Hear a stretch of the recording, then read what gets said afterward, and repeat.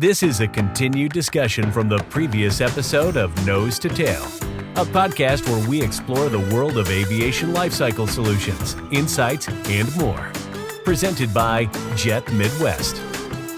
You mentioned the Qantas pilots. If I'm correct, out in Mojave, you bought a 747 that was ex-Qantas. Yep, I did. And that was another, maybe more extreme version of, I really wanted to learn about the 747, but nobody lets you climb around the 747. So what do you have to do? You have to buy it. You can't start taking an airplane apart and like learning about it unless you have one. So that's why I bought it. Well, I pay people to take airplanes apart every day. So if you're in St. Louis and you don't want to drive to Mojave, you let me know. I'll let you come up and we'll let you pick and pull out here. We should work something out. I think we should work something out because I don't have any bad intentions. I just Pay for all your fuel. for the Prius. For the Prius. That's not much.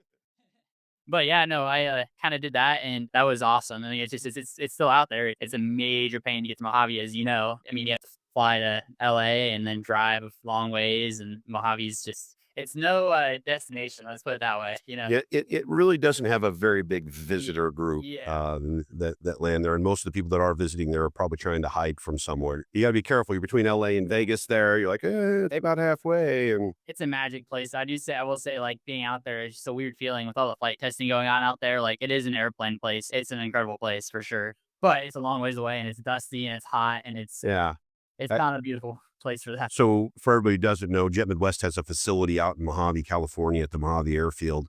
And it's actually the Air and Spaceport now. Virgin Galactic is out there, and there's some other experimental projects that have been run out there. And it's a really cool place to be. And obviously it's also a boneyard. So if you ever see videos or things, maybe that commercials with a bunch of airplanes, that likely is pretty high likelihood that that's one of the places that they went to. It's a great environment to store aircraft because the temperature is so hot that the humidity levels are super low. And that's a good environment to store airplanes in for a very long time. Here in Kansas City, where you get 4 seasons, you run the risk of having corrosion challenges if you have airplanes that are here for super long periods of time, 4, 5, 6 years. It's just not practical. So we've been tearing down airplanes out there with our partners since, I would say maybe 2001. It was the first time that I was out there, and I've seen lots of turnover, and there's lots of great stories. But I joke with some of our employees. They talk about, I want to go to Mojave. I want to go try this out. And I'm like, okay, I'm more than happy to support that, but it's almost a 15 to 20 mile an hour constant wind. Yeah. And the wind has nothing but sand blasting your face and everything else. And you're on lifts trying to do work, and it's uncomfortable. It's kind of scary sometimes. Oh yeah, it's spooky. Certainly Mojave has a lot of special memories and stories. And again, I see as you guys go out and watch his videos, Jack, you've done a great job. You've covered so many different types of aircraft in your videos, and even down to the component level. You were talking about the corrosion fog machine. Maybe tell us a little bit about that. I saw you trying to do the reverse. You put some relay or something that was all corroded. You were trying to get rid of corrosion, and now you're telling a story about causing corrosion. So the corrosion from that actually came from the corrosion chamber. Oh, there you go. Yeah, so the corrosion chamber is just a little thing. I was actually, I interned at Director and Aviation. They have a salt fog chamber there that they test all their components for, salt fog. And of course, it's, a very corrosive thing. It's amazing how fast stuff will corrode in a salty mist environment. But anyways, I decided I want to try and recreate that for really, really cheap, just for fun. And it was really funny because for about a month, I went from thrift shop to thrift shop buying like humidifiers. And the problem I kept having is I put salt water in them, and I put it in like a storage bin, and to make a salt mist. Problem is, after like couple hours or a day of being in there, they'd turn rusty and they'd quit. So I kept buying, every time if I go into a thrift store for some reason, I'm still like out of habit looking for humidifiers, until I was finally realized, I'm an idiot. I just need to buy this little submerged mist maker on Amazon, so it's submerged in the salt fog, or salt water, so it doesn't have any corrosion or no oxygen. And so then it worked really well, and I put all sorts of stuff in there. I made a bunch of videos about it. I had iPhones in there. I had stepper motors. I had at one point, probably the most dangerous, I took a hairdryer and plugged it in and turned it on and put it in the salt fog chamber and let it sit for a few hours, and of course come back and it's all rusted out. And it's amazing how fast it works. And I kind of want to make another one eventually, a little bit more advanced, because it was at room temperature. But the salt fog chambers that you use for FAA testing and certification testing are usually elevated to, I think, around 95 degrees Fahrenheit, because of course the higher the temperature, the worse it's going to be. So I kind of want to build another one that's a little bit more advanced and play with it. But that's on the long list of things I have to do. So what you're saying is you're not a practical scientist, you're a practical mad scientist. Yeah, yeah, I guess you could say that. Yeah, yeah, and that was back in the days of, like I said, I used to do a little bit more just mad scientist experiments and stuff. Like I wasn't, doing all airplane stuff, but I do sometimes kind of want to get back to that a little bit because it's fun. I really, really enjoyed it. Like I said before, I did a lot of this stuff before I made videos about it. I don't know, I'm just naturally curious. I kind of want to get back to that, do some more experiments and stuff. So, but yeah, it was a fun one of many. I know we brought it up earlier because I know you've watched some of our podcasts and you know that you're going to get asked what your favorite airplane is. So I'll be curious to what your answer is. You've been here a couple minutes to think about it. So what's that one aircraft that really gets your mind going or really gets your passion going? So like any airplane nut, they're going to have different answers depending on the day. I really, really like the F4 Phantom and the 747. Those are two of my favorite airplanes. Depends on the day. If I'm feeling an airliner mood, I'll probably say 747. If I see a fighter jet fly over that day, I'm going to say F4. Now that I work on the F-15, I love that airplane to death. The F-15EX that I'm working on every day is a monster of an airplane. I see it. It's just kind of fun. Every day, a lot of times I'll be walking to my car in the parking lot of the factory. Because I work at the factory. I work in the factory. We build the F-15 on the aerodynamics. They come and do touch and goes or short run, they'll come do circuits around the pattern. And I'm not kidding. It sets off almost every car alarm in the parking lot. It is truly a bone-shattering experience, and more than even get in an air show, because in an air show, they try not to fly over the crowd. Right. But here, what they'll do is they'll take off and they'll just go immediately, like they'll be 10 feet off the ground, immediately bank it to like almost 90 degrees, just shy of 90 degrees, and pull hard and climb out in full afterburner right over the parking lot. So if you ask me after I see that, I'm probably gonna say F-15. So yeah, it depends, but I really, really, really love fighter jets. Matter of fact, that's all I really want in life is to fly fighter jet. I'm working on getting into the Air National Guard. Hopefully, fighter slots are really hard to come by right now, though, in the Guard, because of some backup with the T-38 pipeline. So long story short, I'm also working on trying to fix that too, because I work on the T-7, which is a replacement for the T-38. Anyways, my real passion is fighter jets and airliners, but what I want to fly is fighter jets. And granted, if I can't go fly fighter jets, I'm hoping to go fly airliners at some point. So I don't know. It's all over the place. As a pilot, Yeah. what part of the pilot experience of flying an aircraft on your own, what part of that is the part that you get the most joy out of? It's interesting because a lot of people fly airplanes for different reasons. And for me, it's going to sound kind of funny, but I just really like airplanes. Like I know a lot of pilots, they're like, oh, I just love flying. I just love going. I love the vacationing and the trips and the travels and all that. For me, like the idea of hopping behind the controls of a 777 or something and just like operating such an awesome machine is just amazing sounding to me. It's kind of the same way I was when I was 5 and just wanted to go do nothing but run a bulldozer or something. Right. It's the same way. Like I love operating airplanes. And I do love traveling. I do actually love the act of flying. Like I do, I got my glider license, which is literally pure flying. And I do actually love flying, but I think it's a combination of just the appreciation for the actual machine itself and that. And then as far as fighter jet goes, I really, really want to experience what it's like to go from the ground to 30,000 feet in under a minute.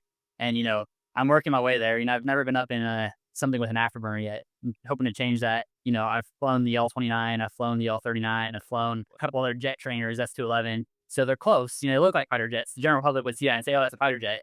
But, they'll have an afterburner. They're not that level of performance. So I just want to work my way towards that kind of flying. With that being said, I do still love going and taking a Bonanza or something up and burning holes in the sky. Like I still do love that. Still do love that. So it's fun, beats a lot of hobbies, Well, hobbies. we talked about how, some people have different hobbies. Some guys are car guys and they like their hot rods and they like, to listen to a heavy, powerful motor when they hit the gas and rev it up and you could feel the tires gripping the ground. And I'm sure you love how your engines grip the sky. And yeah, it's funny you say that because I like cars too. I like the engine noises just as much as anybody.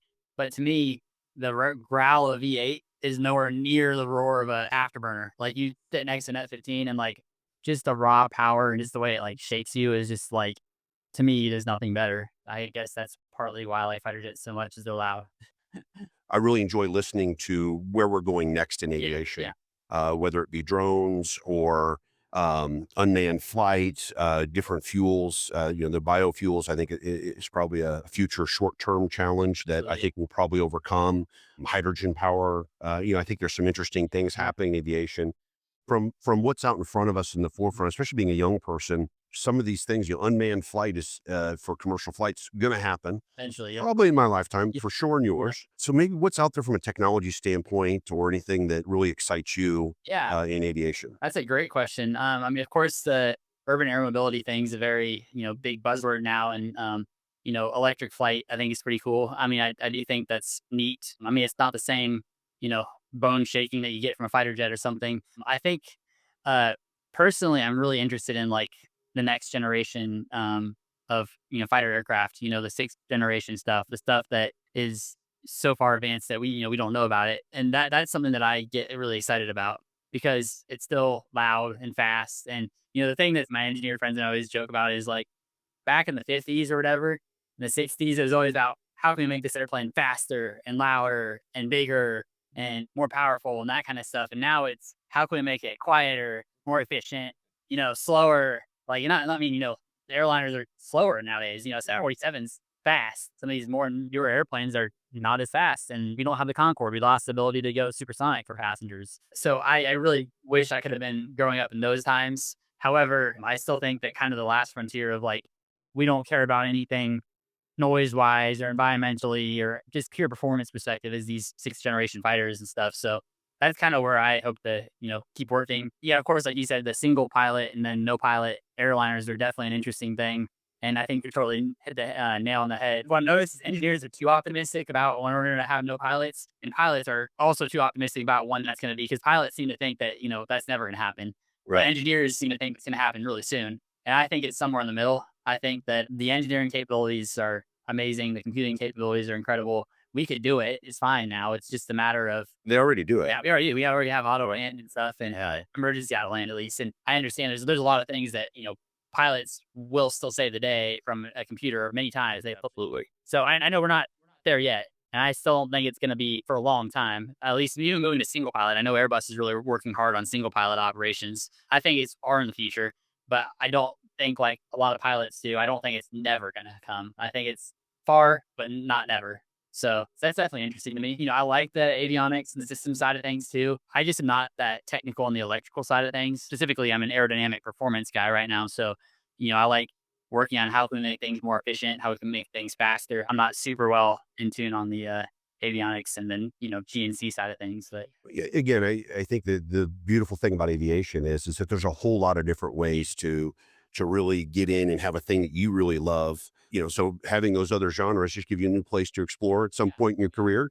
And at the same time, maybe you got to marriage up your expertise and your practical nature with someone else. And so you can work collaboratively on a project. And and it sounds like you're all, as an engineer, you're doing engineering for Boeing. yeah, And certainly here in the US, Boeing has got a super soft spot in everybody's hearts because of what they've done for the country and just decades and decades and decades of growth. And man, I'm surrounded. I've got 757 right over here.